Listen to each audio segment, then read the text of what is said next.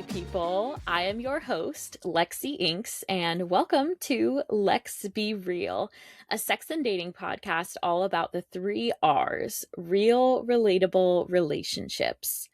I am going to try and keep this intro super brief because I am so excited about the conversation that I had with our guest today, my dear friend, Dr. Sara Sohn, who is such an incredible expert and mentor and educator and caretaker, amazing person. She and I talked all about body transformations, including weight loss, weight gain, giving birth, lots of different things that can change the body over time, and how we perceive our body, how we feel in our body, how we accept our body, and how we can accept our body. Sexual confidence, self-confidence, body pleasure, all of these things. We talked about so many really cool topics today, so I just want to dive right in. But first, a couple reminders. Make sure to follow the podcast on YouTube. I'm really trying to build that presence out there. So subscribe on YouTube because the videos are all there as well, on Spotify, on Apple Podcasts. Make sure to give the podcast a rating and subscribe so you can see and be updated when we post new episodes. And follow me on Instagram and TikTok at Lexi Inks. I'm so excited that I'm building such a cool community on both of those platforms with all my sex ed content, and also just like random shit about my dogs and my life, and my random opinions and hot takes. So that has been really fun. A couple random personal updates, since I just haven't really chatted with you guys in a while.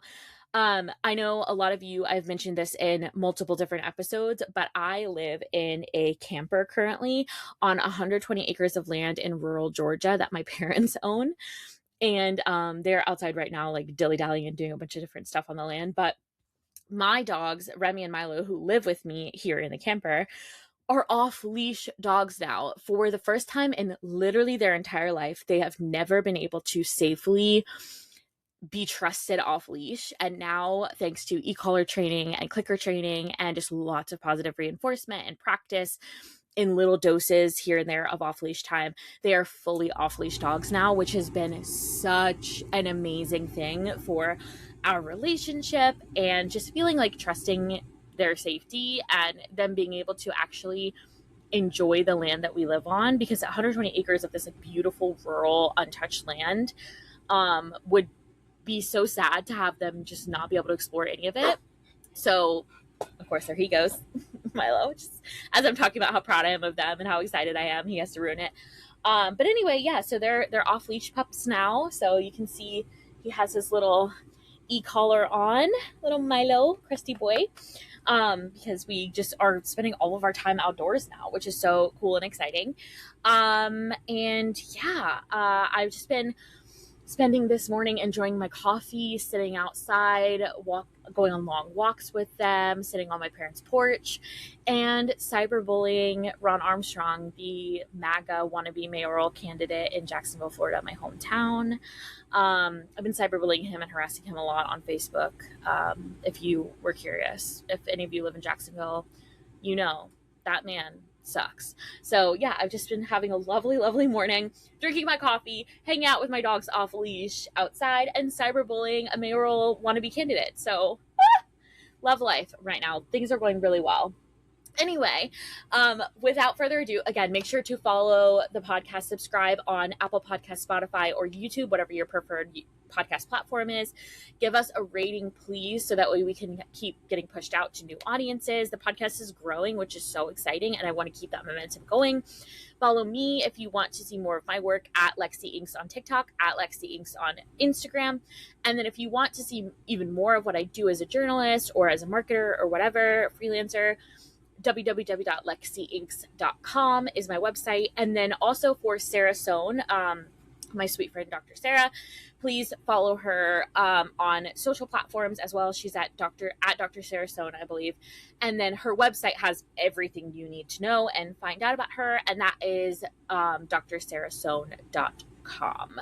So yeah, without further ado, let's jump into the episode. Okay, I am so excited to have a chat with today's guest, my dear friend, Dr. Sara Sohn. We have We go way back. We have been friends for a very long time, and she is truly such a special person. And not only is she a special person and a fantastic friend, but she is also a very accomplished doctor, Sara Sohn, of pelvic floor physical therapy. She's a pelvic floor physical therapist. She is an AASECT-certified sex counselor. She is an author. She is an artist. She is everything, and a sweet, wonderful friend. So I'm so excited to chat with her today all about our transformations, not just ours, but anyone who has had a weight loss or body transformation, and all of the different nuances that go into feeling confident and comfortable in your body, feeling at home in a new body, whether you've lost weight or gained weight or both, which I think a lot of us have done both throughout our lives. And definitely how that affects our sexual confidence and how we feel comfortable being naked and comfortable in the bedroom and comfortable with people seeing us naked and all of those things. So we're going to have a really fun and open and just judgment-free conversation today. So I'm so excited to introduce Dr. Sara Sohn. I'm so excited to Hi. be here, and mostly just so I can get to hang out and talk to you. Yeah, it's going to You've been so be busy. It's so really nice to just be able to chat. I know. Yeah, it's been a lot. Definitely a roller coaster of crazy work stuff lately. But I am also just really excited to chat with you today because I think that in the current like landscape of wellness, like wellness culture, especially with GLP-1s. And I know that pretty much everybody listening knows that I have been on a GLP-1 journey for like a year and a half now ish. And I think this is just such a timely conversation to have. So I also know that you have a really unique perspective in a lot of ways on this topic, and just like sexual confidence in general. So let's start from the very beginning of what brought you into pelvic floor physical therapy and how did that translate into you also becoming a sex counselor? Like tell us your journey. Well, that's a really great question, and it's like I was laughing because somebody said this to me the other day. They're like, there are some people that really intellectualize feelings where they're going to get a PhD in it rather than say, hey, this is hard for me. And I think that that's what happened with me. I was like, you know what? It's really hard for me. It's hard for me to like my body when I exercise. And it's hard for me to feel good when I'm moving throughout the day, and I feel really different and I feel really not accepted for the body that I'm in. Let me go to physical therapy school. Let me get a doctor in this. Let me learn all about sex. Then I only learned about problems with sex. I was like, let me actually learn about pleasure. And then you learn everything. And I'm still at this place where it's like, no, no, no. When I'm naked, I still feel uncomfortable. I still feel like logically I have two legs that are working. I have two arms that are working. I have a belly that doesn't give me the diarrhea and the constipation all the time. I have, two beautiful breasts. Like I have these things, and logically they're intact. But when I'm just standing there, I feel naked from the inside out. And so a lot of the practices have been okay, now that I know all this information, how do I actually use it? How do I actually feel good in my own body? So I personally think I'm doing the work that I was meant to be doing my whole life. And yeah, I mean, I'd love to tell you, a little bit more about just like my story in there, but that's how my pelvic floor physical therapy, sex counseling kind of relates to my own body and the work that I do. Yeah, no, and I completely agree with you that this is exactly what you are meant to be doing. Like you are so good at it and just it like you can just see this like light in you whenever you talk about these things, and you are just such a fantastic educator and caretaker and care provider and all of those things. So I think you're this is the way that you are meant to nurture. You know what I mean? Like you have that like feminine nurturing like gene energy, but I think this is the exact brand of like care and nurture that you are so, so, so good at giving. So yeah, I think it's such a natural progression for you, and I think it makes so much sense. And with like the quirky ADHD, like artsy fartsy part of Sara too, it just all comes together. And especially like as people get to know you more throughout this conversation, I think they're going to see that too. Thanks. And yeah, it's like, hang in there, guys. I promise I have some good points. We're going to get Yeah, there. yeah. It might not be linear point to point, but we'll get there. Yeah, we both are so squirrel brained that we're like, wait, also this, also this. So, but it'll be fine. It'll be fine. We're good. But yeah, so I love just hearing a little bit about your backstory too. But let's dive more into like the sexual confidence part. I want to ask you the question and answer it as well. But what is the first or a moment after your weight loss journey where you realize your confidence had changed for better, for worse, or for neutral? Ooh, that's a good question. So it's funny because I actually kind of have like the opposite of what I think you'd expect or most people would expect from like a weight loss journey. And I actually talked about this on my social media recently that so for those who don't know, I have been on a GLP-1 for a year and a half and I've lost over 70 pounds. I still have like 80 more I want to lose, but it's been significant. Like it's definitely noticeable. I have loose skin, like all that stuff. Like I feel it in my body. And my blood tests are so different. Like I'm much, much, much healthier than I was a year and a half ago. But it's ironic because as much as I am so happy that I've lost 70 pounds and as much as I am so much healthier, I am so not just self-conscious, like I wouldn't even say it's self-conscious in the way of like, oh, other people see my body this way. I'm like, I hate my body. Like Mm, I feel crazy in my body and I feel like I don't like it. I don't like the state it's in right now. I want it to be different. And I think part of that is because I've made like half, you know what I mean? Like I'm halfway through my journey. And so in some way it makes sense because I'm like not done. And I think I'm kind of like frustrated that I'm not done yet because I'm a very impatient person and I have ADHD and mm, like I'm so used to like giving up on things halfway through if I'm like not happy with the progress.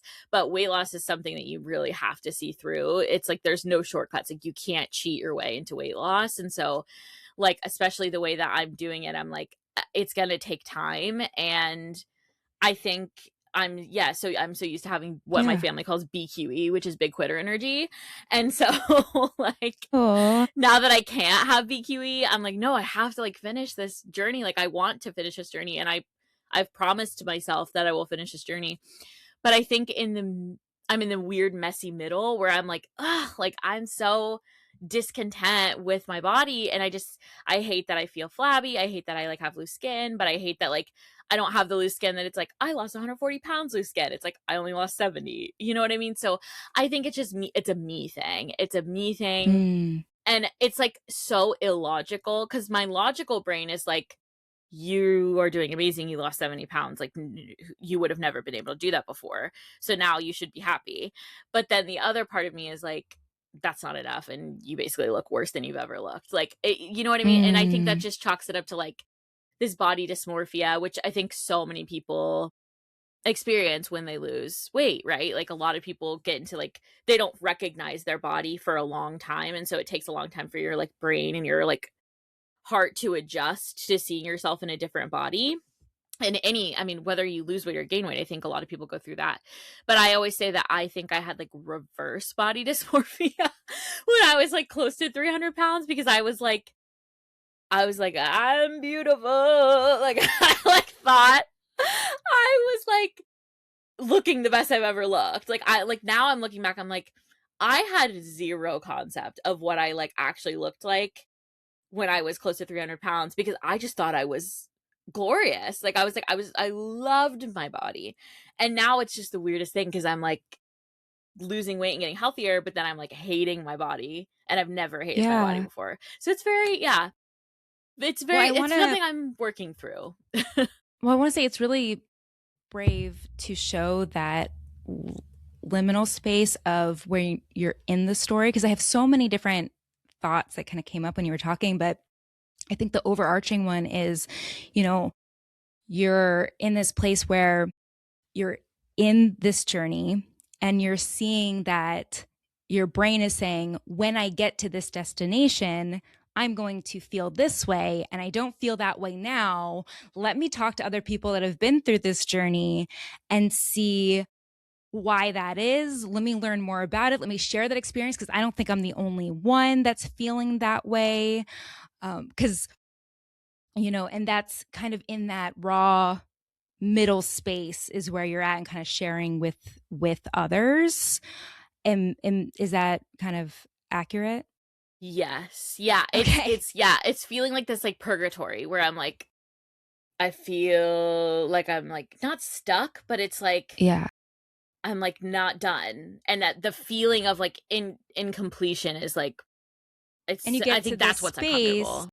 and you thought there would be trumpets and confetti, and there's not. So I think that your experience is similar to a lot of people's, but I can only speak about mine. So I'll tell you just my own kind of Yes. story and my own experience.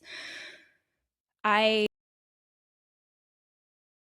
I grew up very obese. I was about 100 pounds overweight my entire life. So I can't remember, everyone has a different journey, a different experience, but I can't remember a time in which I did feel like I wasn't the biggest person in the room, and where I felt accepted for who I was in my body, that people just wanted to get to know me and didn't need to look past anything. They could just get to know me and see me. And I was severely, as a child, severely bullied. The someone wrote a book calling me a whale and sent it around the school. Just things that really stick with you for a lifetime. Yeah. And I always thought, oh, as soon as I lose all of this weight, people will see my smile. As soon as I lose all this weight, people will know I have a nice voice. As soon as I lose all this weight, someone will ask my ideas. As soon as I do this, I will feel so good and like I want to go on a date. And as soon as and that just overarch. And now looking back, I look at these journals of this adolescent that kept these journals, and it makes my heart break that that's what I was so focused on. Like that time period, like I spent so long, so immersed, and it felt so real. So to answer your question about what brought me to the work that I do, I it is 100% my own journey to feeling confident and accepting my own body, because it didn't happen the way that they show on movies. I didn't go to fat camp. I did go to fat camp, but I didn't go to fat camp, come back, and there was confetti and a red carpet. Even when, so in my life, I've lost 100 pounds 3 times, meaning I've lost it, I've put it back on. I've lost it, I've put it back on. I've lost it, I've put it back on. And so in doing that, there is truth to how people treat you differently. There is truth to when you come and you go to school and you look different, everyone giving you attention that they didn't give you before, or just asking you the most ridiculous, what shampoo do you use? Like, you care about what shampoo I use now? Like they Yeah. like there's a way that people treat you that is different. And even that is challenging. There's so many challenges to going through significant body change. I think regardless what it is, but this is my own experience, where you think it's going to be one way and it's actually another. For me personally, I got to a place the third time I regained my weight where I said, what does science say would be the most likely for me to be able to keep this off and it be a little easier? And that was bariatric surgery. But at the same time, I really felt almost shamed by a lot of the medical community. Like, you're going to have a worse binge eating disorder, and you're going to actually, a therapist said this to me, you'll never have a normal meal again. And I just looked at her. I was like, I've never had a normal meal. I've never eaten and just felt satisfied and good uh, and present and joyful. And again, this is not everyone's experience, but this was my experience. I was like, why would I not give myself what is the most likely support to be able to lose the weight and just this not be what fills my journal? And for me, that was weight loss surgery. And even going into it, I think because I had lost the weight and we put it back on so many times, my goal in it when I went into it was like, I want to keep up with my peers when I go for a swim. I want to not, I want to eat and just feel like calm. I just don't want to be thinking about this all the time.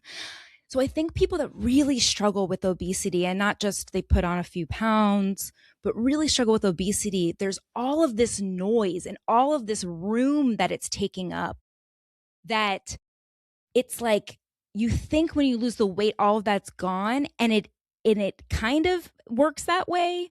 But sometimes we have to be mindful about what's replaced with it. You know, what are we replacing there with that noise that was saying, oh, monitoring, oh, that's enough food, weighing and scaling and da da da da da da. How are we replacing those thoughts and the thoughts that we have about our body? And none of that is taught.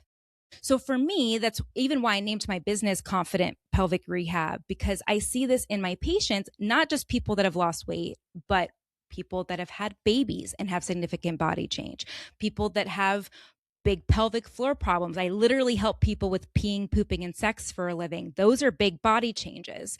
And we don't talk about the gap between this unwanted thing, this thing we thought we didn't like, we didn't want about ourselves, and just experiencing pleasure. And I don't just mean sex, but I just mean, oh my gosh, I feel good in my body. I just feel good.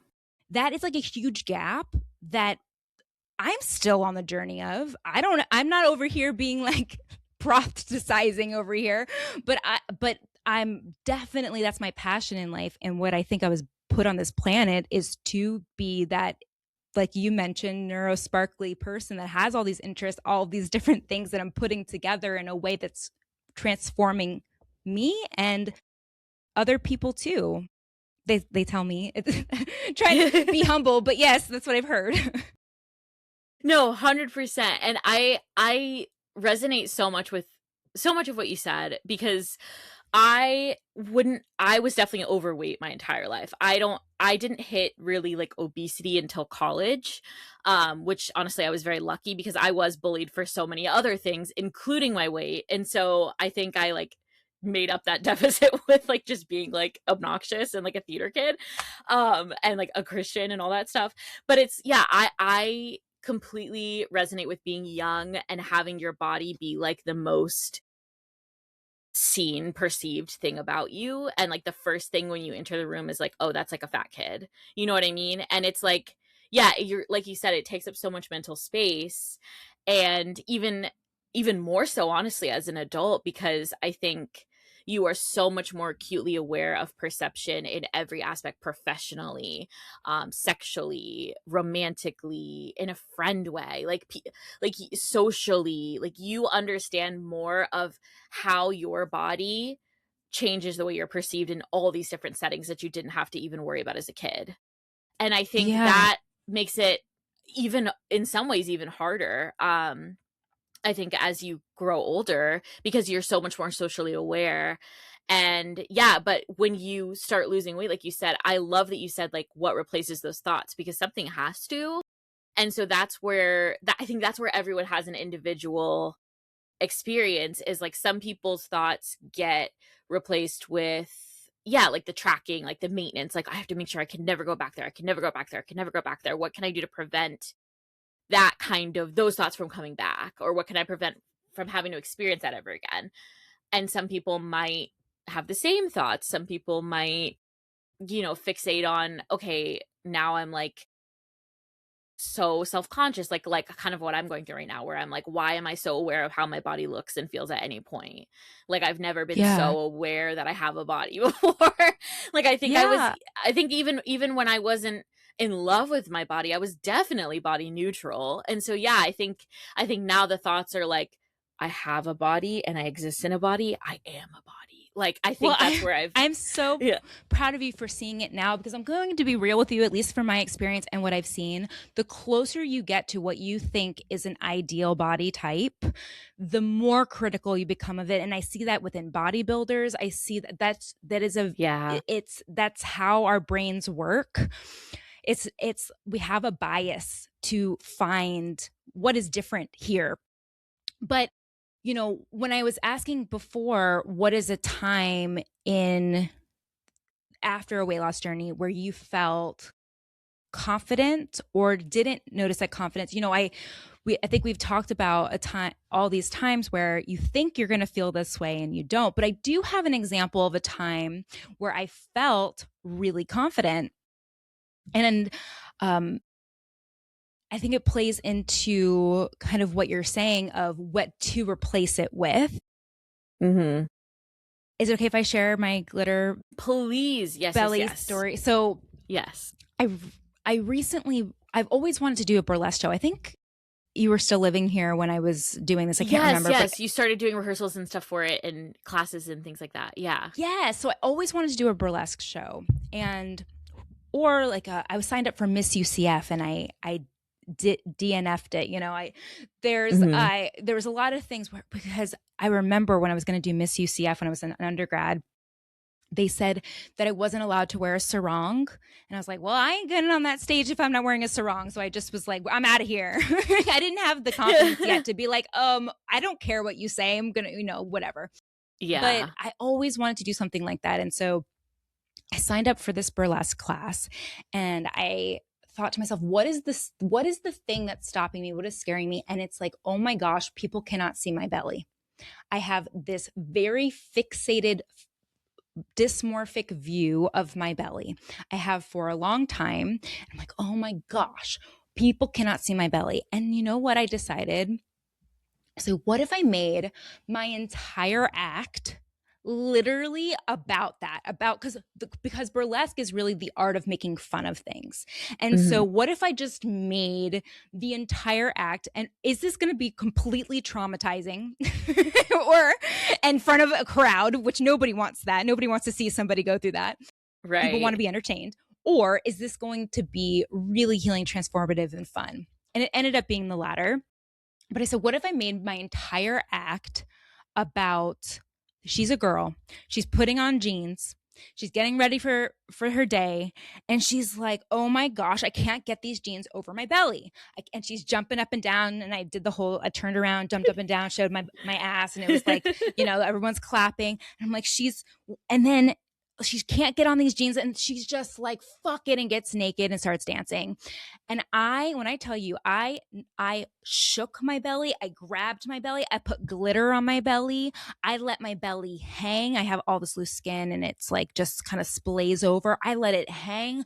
I was celebrated. I was clapped. When I say that was more healing than anything I've ever learned in pelvic floor physical therapy, anything I've ever learned becoming a sex counselor, anything I've learned in the kink space, it was simply saying, I deserve a moment, even one moment, to feel creative and good in the body that I'm living in, just to literally put glitter on it and dance.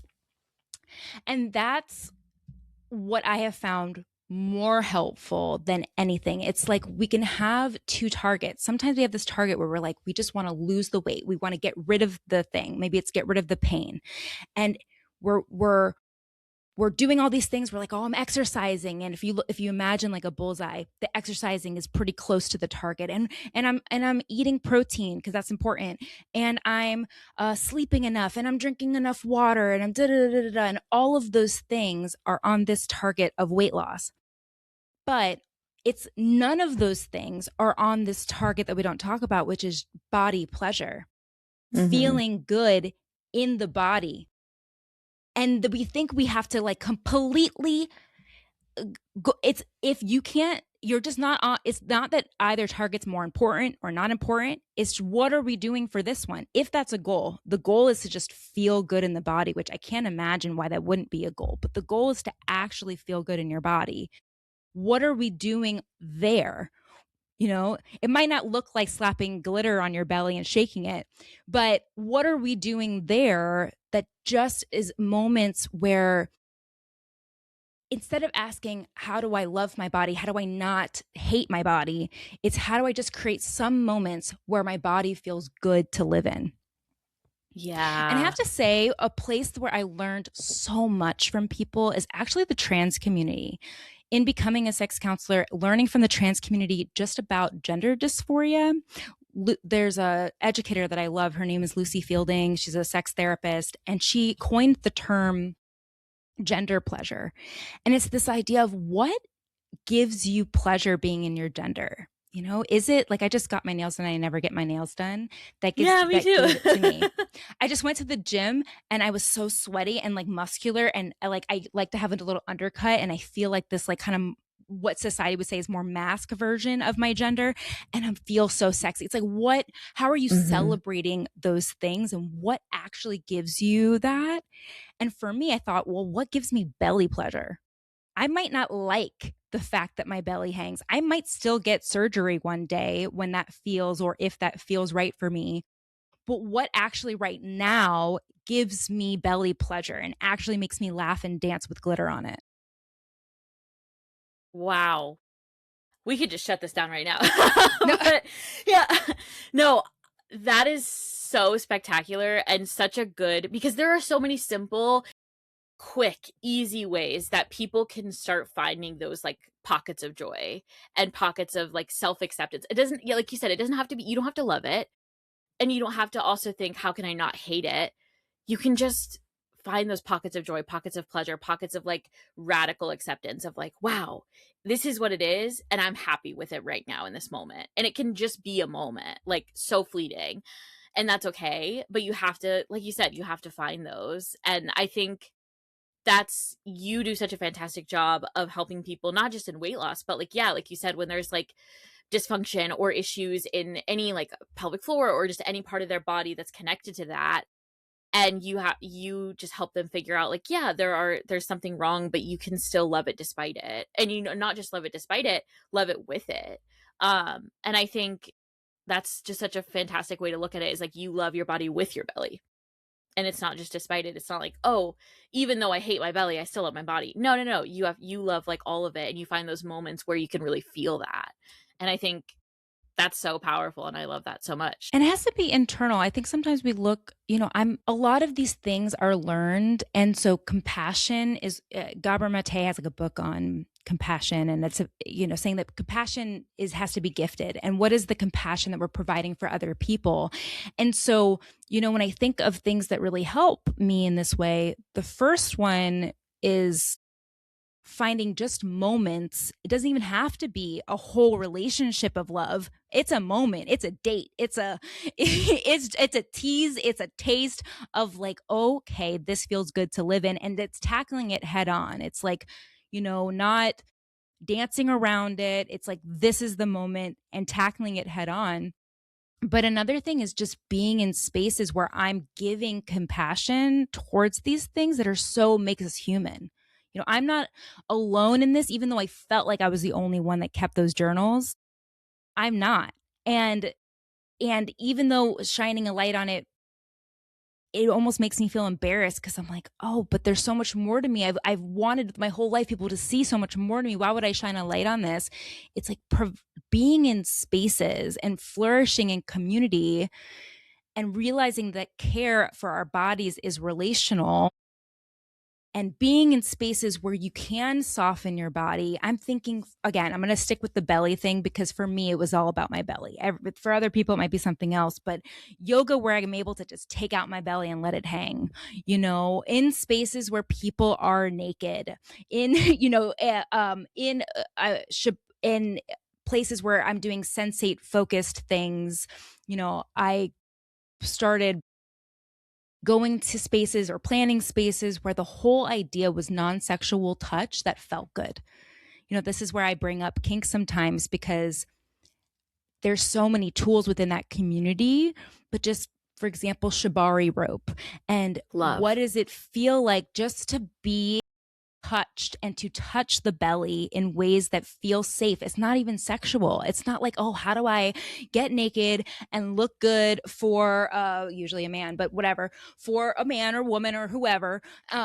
It's like, what is just a taste of I feel good in my body, and I'm also in feeling good in my body, I'm creating a space for other people to soften into what's real about their body. Wow. Yeah. I love that. And I do love that you brought up Shapari too, because even in learning about it, it is such a like spiritual, like almost ritualistic, like way of touch that, like you said, it doesn't have to be sexual. It can be, but it doesn't have to be at all.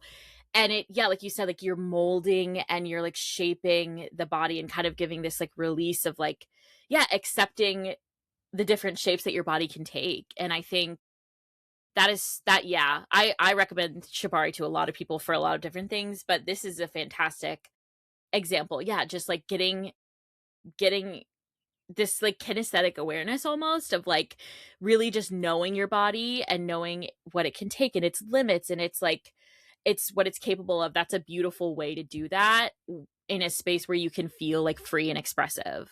And I think Yeah. that's so, yeah, anything like that's like getting that somatic, like psychosomatic connection, I think is really can be really healing. Yeah, and this is a real surface level on this topic, so I don't Mhm. want to dive too deep into the topic of trauma, but when we think of trauma, sometimes we assume that if there's blocks around sex, oh, I've never been through a sexual trauma, or maybe you have. But any form of body trauma, if you were in a place where for the first few years when I was in a relationship with my partner, I would not take off my shirt. Like, point blank, would not, regardless. If I can't even look in the mirror and touch a certain part of my body, how can my body, even if intellectually my brain, feel safe, let alone feel pleasure, right? Let alone feel good. And so, the body having experiences that do feel good, especially if able in community, is so healing. Ooh, my hair just went crazy. I look like the Einstein of sex. Here we are. She's cooking. She's cooking. we're making energy over here. Yeah, we are. But I think that's so true. And I think like I love that you said, because this is something that I have found myself like verbatim saying in so many videos and articles and things that I've like shared around sexual confidence. But I always say, if you can't feel comfortable seeing yourself naked, how are you ever going to feel comfortable letting someone else see you naked?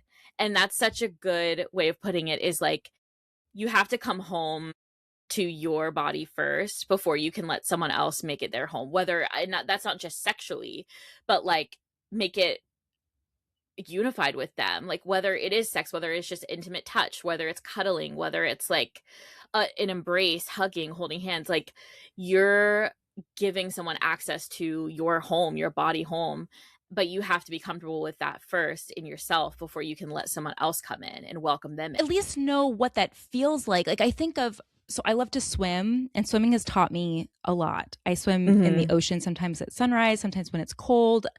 And recently I haven't been swimming as much because I went through an injury and wasn't feeling as good in my body, and it's like, oh, anything that is challenging that, I don't want to be challenged in that way. And it's taught me that when I'm swimming, even though I've been doing this for my entire life, I'm 34, but even though I've been swimming, 25 years, there's still this back of my head that's been conditioned to fear a shark. I know there's no sharks. I fear a shark. I've watched Jaws. I've been on Instagram. I've lived in this life where we talk about sharks.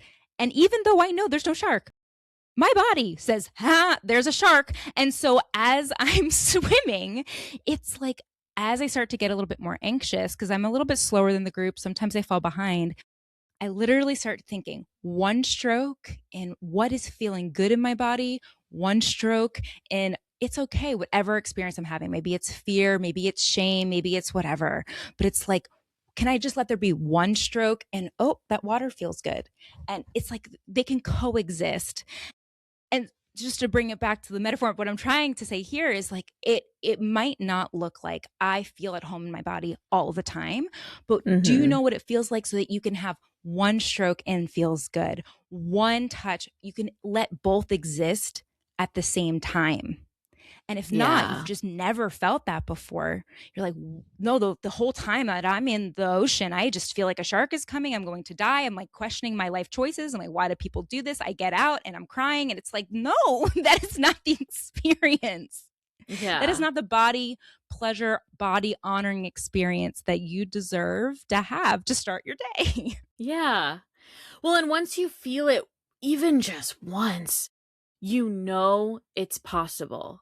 And I think that's the biggest thing that keeps people like holding on to that kind of like positivity and hope and like just not writing off that they'll never have a good relationship with their body. They'll never feel confident and at home in it. They'll never feel sexually confident. Like I think once you feel that, you get a taste of that once, you're like, wait, I know what it feels like and I know I can replicate it.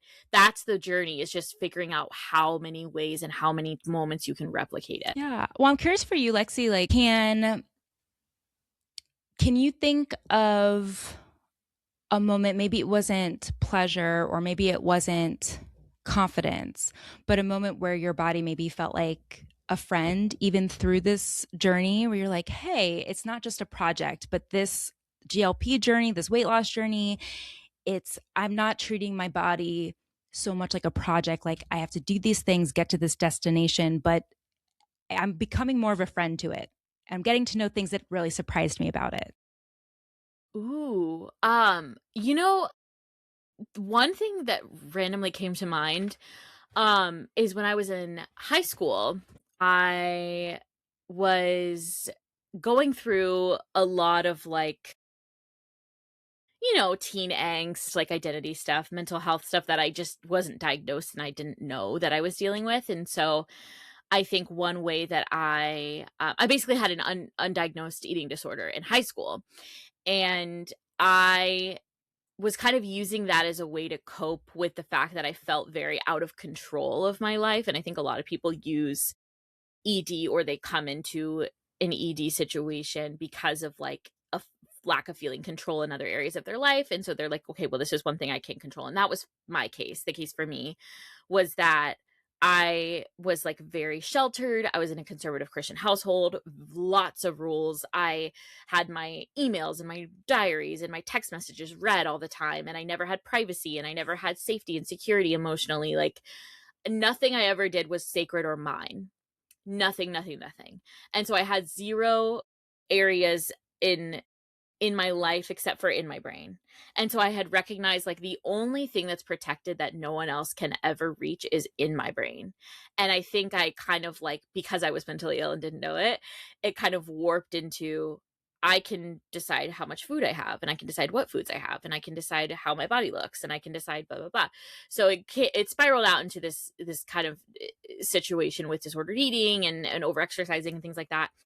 But one thing that was really healing in that time period was my dad has always surfed since he was like in middle school, high school, because we grew up all in Florida. And so he really wanted my sisters and I to learn how to surf because my brother already knew, my older brother. And so one summer he would take us out every couple days and just kind of just try to get us to surf. We were all very scared. We're not very adventurous people.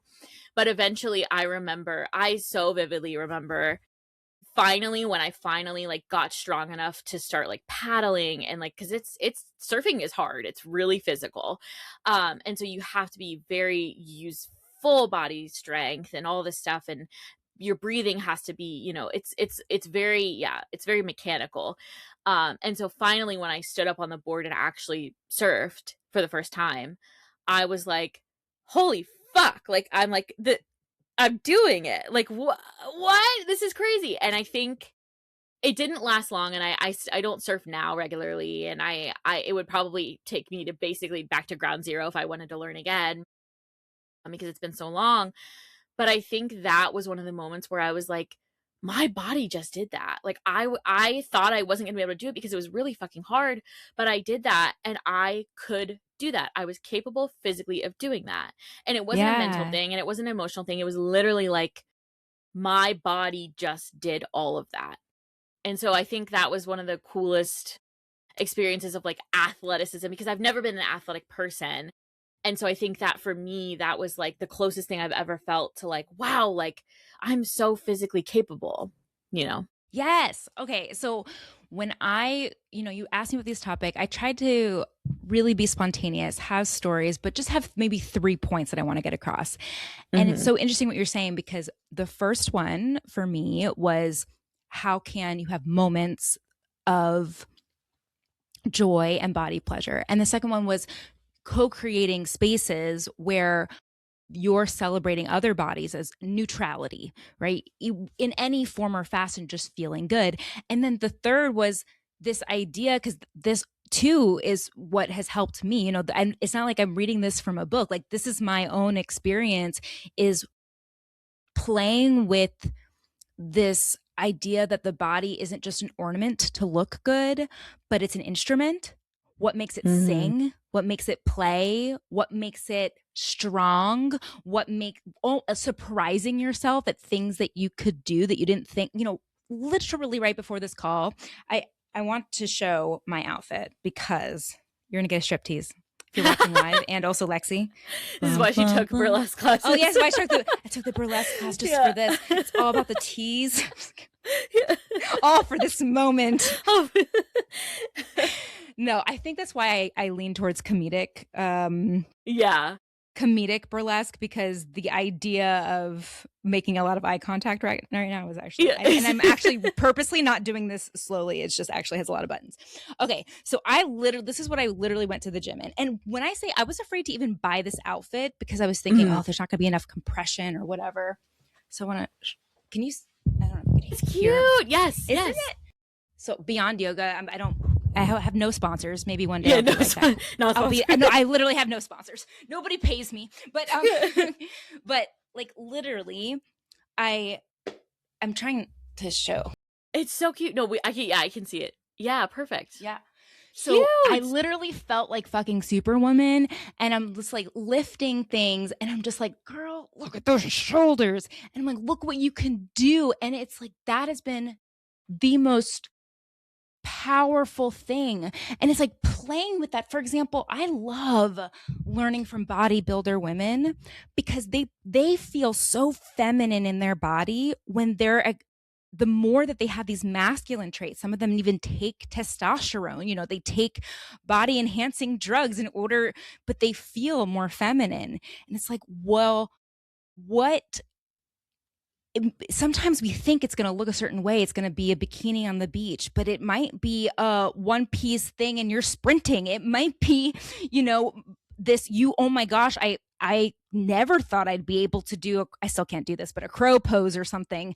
And you do the crow pose and you're like, I'm flying, like and it might just be playing with it at first. Like, I literally sometimes wear costumes because I'm just putting it on. I'm like, that I might not feel confident. You know what? I am going to give this example. Have you seen the Friends episode? And Rachel, whenever she's on a date and wants to impress somebody, she talks about her travels. That's how I feel whenever I bring up a travel story. But I'm just like, oh, but this moment for me was actually really healing. I have always been terrified of bungee jumping, and even so much, I said I had this internalized thought where I was like, at one point I was way too heavy to go skydiving or bungee jumping. I was like, when I lose 100 pounds, for me at the time, it would have been 165. I had this number in my head. It was like, when I am that weight, I'm going to go skydiving as Wonder Woman.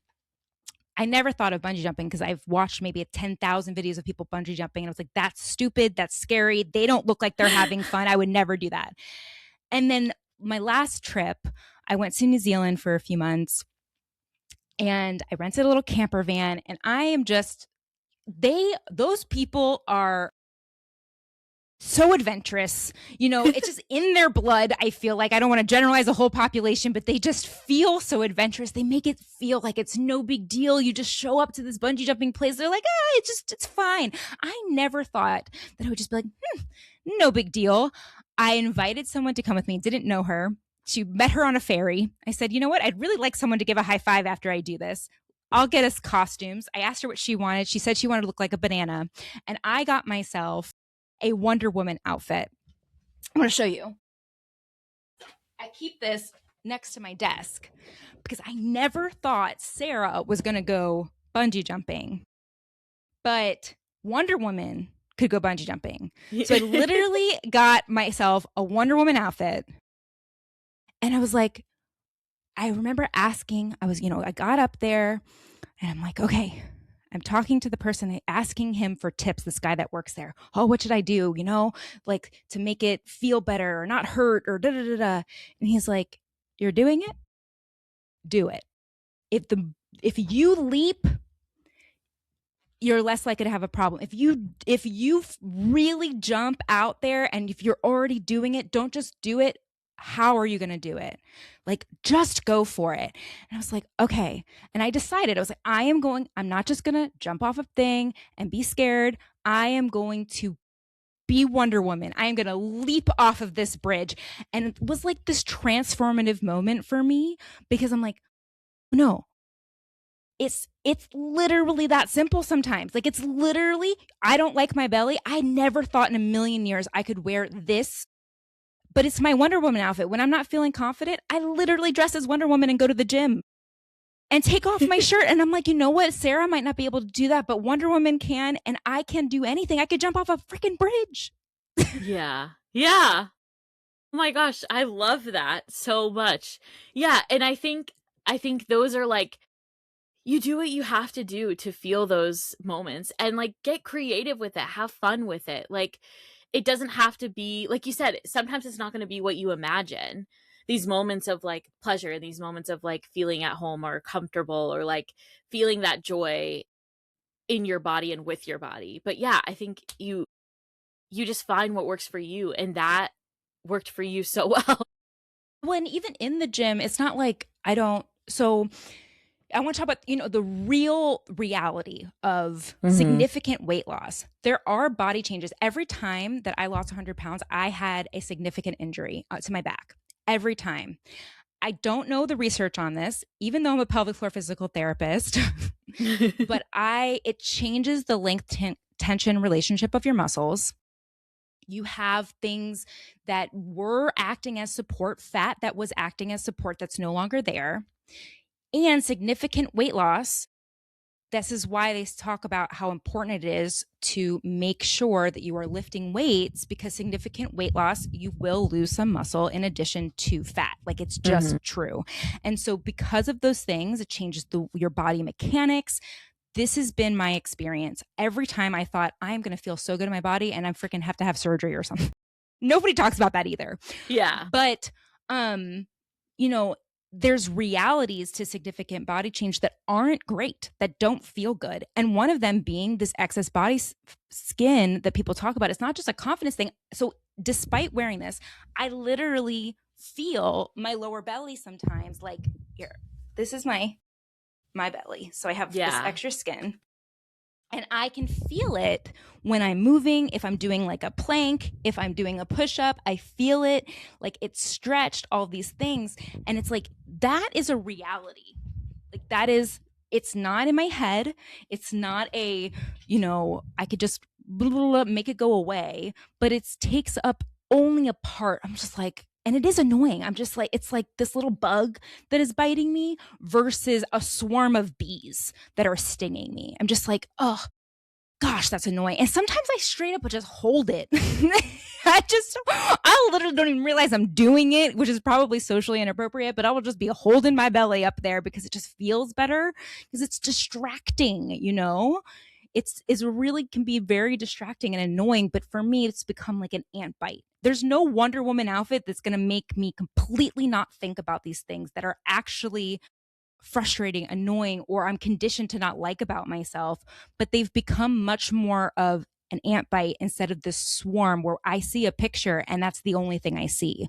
Or I'm Right. exercising and instead of focusing on, oh, where should I be feeling this muscle in my glutes, I'm worried about the jiggle in this spot for unknown recalled reason, right? It's Mhm. like, no, Wonder Woman can be annoyed too sometimes. Yeah. Yeah, and I think that's so true, and especially for women. Men can experience this too, but it's statistically speaking, like, and societally, like you said, we're conditioned. Women are always conditioned to be so aware of how we're perceived and to be so aware of how we appear.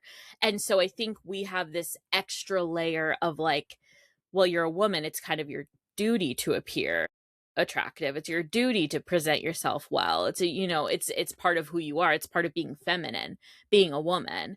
And I think, like you said, with like bodybuilders and people who are really into fitness and wellness and strength, I think they're kind of doing a great job of turning that on its head for the most part, because there's a lot of women who are like, well, I don't want to be bulky. I don't want to get too jacked. I don't want to look like a bodybuilder. But bodybuilders love looking like a bodybuilder, you know what I mean? Like, and that doesn't make them any less feminine, and it doesn't make them any less womanly. And like you said before, like, two things can be true at once. They can coexist. And I think that's what we all have to get used to, is that you have loose skin that can annoy you sometimes, but you can still love your belly even with its loose skin and all. You know what I mean? Does that feel And you true can for still. you? I'm just curious because, I want to, hmm, yeah, I just want to be a real human. Like, does that, Yeah. I'm asking Lexi, like, does that feel true for you that those two Yes. things can coexist?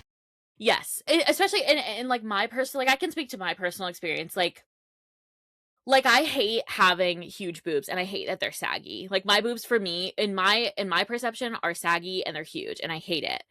But I also love having boobs. I love, like, having certain tops that look really good with big boobs. Like, I love like a good corset where I'm like, ooh, like, I look good.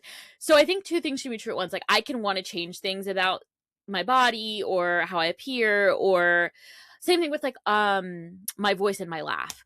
I hate how loud I am, but I love how loud I am. You know what I mean? Like, I think there's always a duality for me. And I think same thing with like my legs. There's so much loose skin on my legs already, even though I'm only 70 pounds down. And I hate that loose skin, and I hate my thighs, but I love the muscles in my thighs. I have very nice muscular legs, and I love them, but I hate them at the same time. You know what I mean? Like, I think I just accept this fluidity, this spectrum. And I think that's why I'm so like, I think that's just the mind of like someone. I try to stay as open minded as I can about a lot of things. And so, yeah, I see there's always a duality for me of like, two things can be true. And in a lot of situations for me, they are. Um, and I think also part of that is I'm allowed to change my mind. I'm allowed to change my mind at any moment. I'm allowed to hate my body one day and then love it the next. Like, and I think I get to decide that. And I think that's the beautiful thing about each of our own bodies, is that it's, at the end of the day, it's only mine. It'll never belong to anybody else. It can never belong to anybody else. And so I get to decide how I feel about it, how I perceive it. Even if, yeah, sometimes it sucks to hate it. Ultimately, that's my decision, and I get to change my mind at any moment. And I think that's what goes into that like duality for me. Mm. Yeah, and I love that you're, bringing up all of, because when we first started this call, you're like, I'm in this space, kind of in the in between. And it's like, are you though? Because you're like, no, I've actually already done this journey with my breasts. I've actually already done this journey. And it's just remembering, like, oh no, I am really strong. I Yeah. can hold duality. I can hold this space. There isn't going to be this destination where I find the most perfect bra or I have this reduction, I don't know, whatever. This Hmm. and all of my different things that come along with being a woman that was raised with big breasts in this society and the attention that Yeah. got, and it just goes away. It just doesn't. Yeah. Yeah. And yeah, I think also, sometimes just like talking to you, people like you, like I have to just like, I think sometimes you just have to be like reminded of different You're a badass. perspectives too. Yeah, like different Yeah. perspectives, and sometimes sometimes you need like your own thoughts reflected back to you in order to be like, "Wait, oh yeah, that's true." Like, and again, that's two things can be true. Like you can have this perspective where like you think, like I think you are gorgeous and I think you are stunning and I think you have an incredible body. But there can be days where you don't think that, but we can both think that at the same time. You know what I mean? Like those two things can be true. We can both have a different perception. Same thing with like even you as one individual person. Like I can have two perceptions of myself at one time. And it's just like depending on the day, some days I feel great, sometimes I don't. I think there's always this ebb and flow for me. I always use that term like it ebbs and flows. Everything ebbs and flows. And I think I'm an air sign. So I think that makes sense of like, I can be very flighty with like, oh, like some days I feel this, some days I feel that.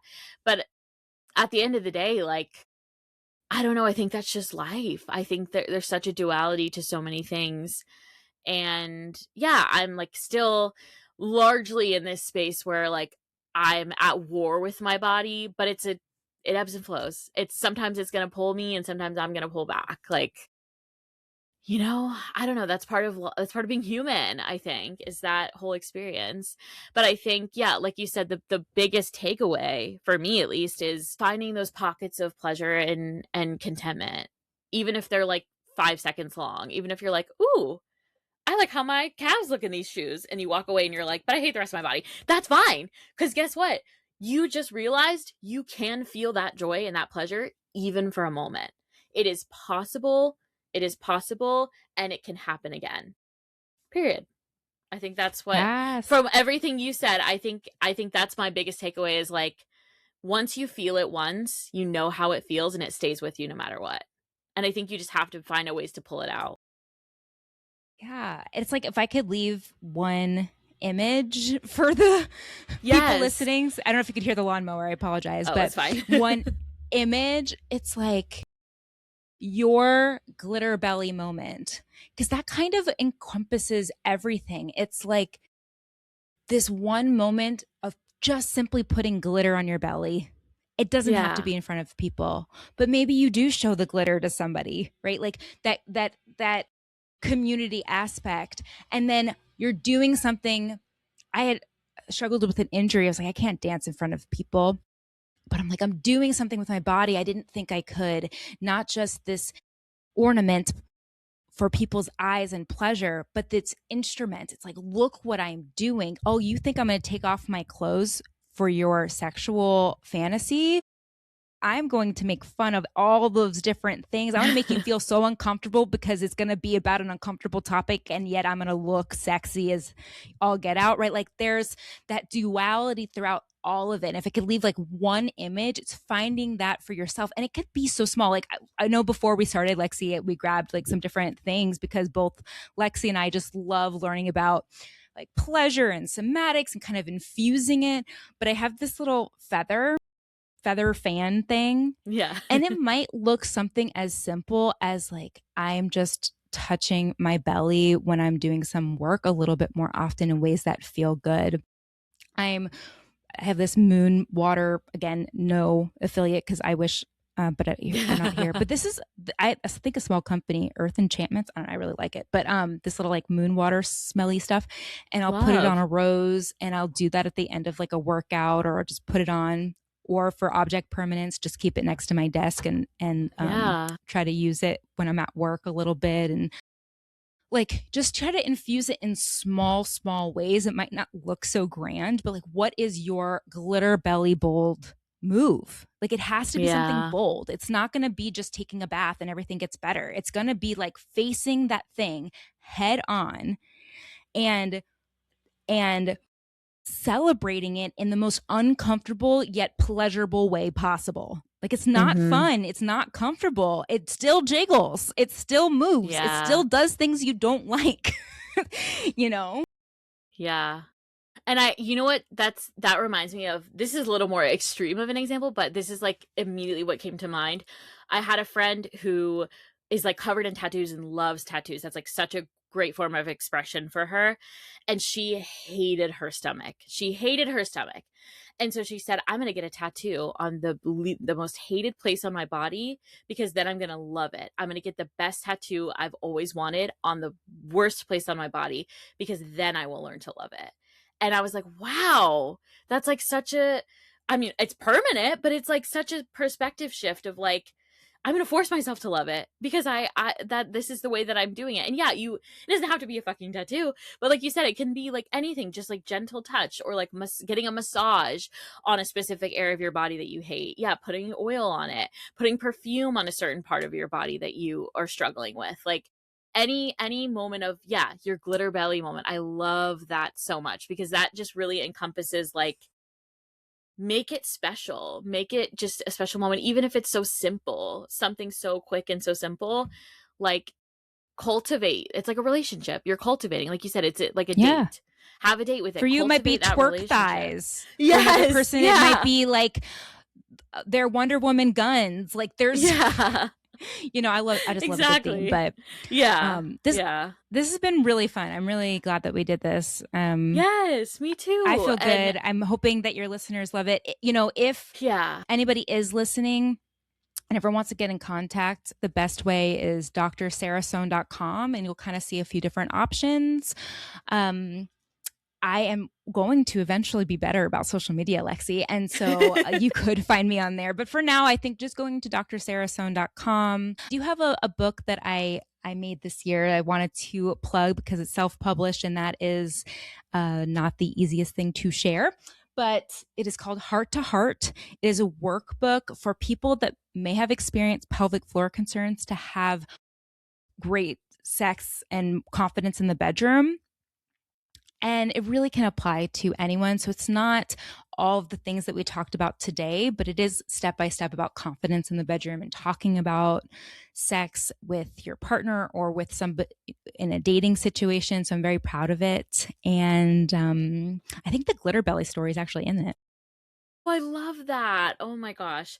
Yeah, because you have so much like personal perspective that I think really makes all of the work that you do so special, and you really just like infuse so much of your heart and yourself in your work. And so I think everyone should go follow her so to push her to start doing social media.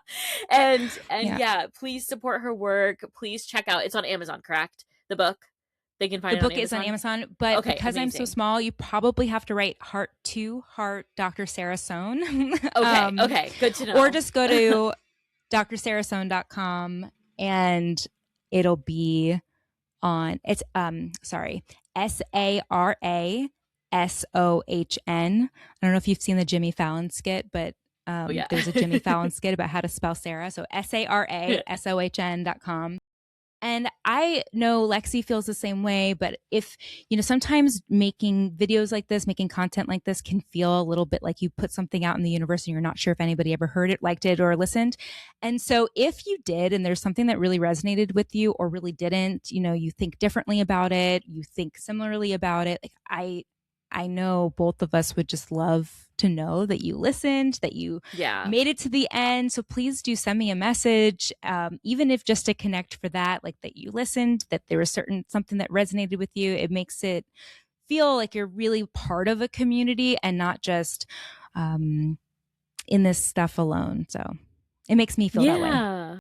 Yes. Yay. Oh my gosh. Well, this was so fun, and I love having you, and I know there's so many other topics that we could talk to a wall about, so I'm definitely going to plan to have Dr. Sara Sohn on again soon. But anytime. Thank you so much I'll put my shirt back on. I'll wear a shirt next time.